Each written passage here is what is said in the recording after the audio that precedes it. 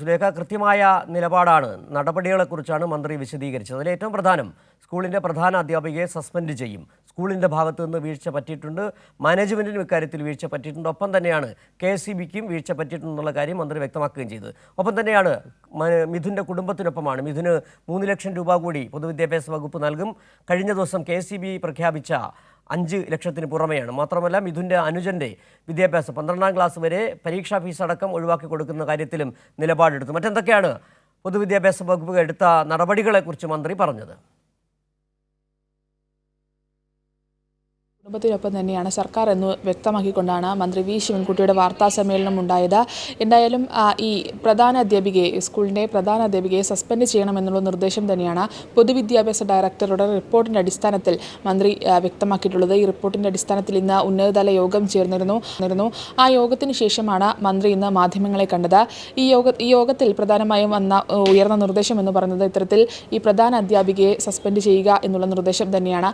അത് മാനേജ്മെൻറ്റിനോട് ആവശ്യപ്പെടും. ആ മാനേജ്മെൻറ്റ് ചെയ്തില്ലെങ്കിൽ അത് സർക്കാരിന് ചെയ്യാനുള്ള അധികാരമുണ്ട് എന്നത് തന്നെയാണ് മന്ത്രി വി ശിവൻകുട്ടി വ്യക്തമാക്കിയിട്ടുള്ളത്. അതിനൊപ്പം തന്നെ ഈ സംഭവവുമായി ബന്ധപ്പെട്ട് അന്ന് സ്കൂളിൻ്റെ ചുമതലയിൽ ഉണ്ടായിരുന്ന AEO അവരുടെ വിശദീകരണം തേടാനുള്ളൊരു അടിയന്തര വിശദീകരണം തേടാനുള്ളൊരു നിർദ്ദേശവും ഈ യോഗത്തിൽ ഉണ്ടായിട്ടുണ്ട്. കാരണം അന്ന് DEO ഉണ്ടായിരുന്നില്ല. കൊല്ലത്തെ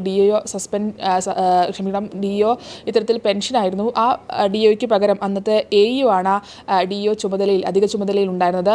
അതുകൊണ്ട് AEOയോട് ഇത്തരത്തിലൊരു വിശദീകരണം തേടും. ഒപ്പം എന്തുകൊണ്ട് ഈ ഒരു ലൈൻ കമ്പി ഇത്തരത്തിൽ അപകടകരമാം വിധം ഉണ്ടായിരുന്നു, അത് എന്തുകൊണ്ട് KSEB അറിയിച്ചില്ല എന്നുള്ളൊരു കാരണം കാണിക്കൽ നോട്ടീസ് മാനേജ്മെൻറ്റ് നൽകുമെന്നുള്ള കാര്യം തന്നെയാണ് മന്ത്രി വി ശിവൻകുട്ടി വ്യക്തമാക്കിയിട്ടുള്ളത്. ഇതിനൊപ്പം തന്നെ മിഥുൻ്റെ ഇളയ സഹോദരൻ്റെ 12ാം ക്ലാസ് വരെയുള്ള പഠനത്തിന് ഫീസ് ഇളവ് നൽകുന്ന ഒരു കാര്യം കൂടി ഈ യോഗത്തിൽ ഉണ്ടായിട്ടുണ്ടെന്നതാണ് മന്ത്രി വ്യക്തമാക്കിയിട്ടുള്ളത്. ഒപ്പം അടിയന്തര സഹായമായി 3 ലക്ഷം രൂപ മിഥുൻ്റെ കുടുംബത്തിന് നൽകാനും യോഗത്തിൽ തീരുമാനമായിട്ടുണ്ട്.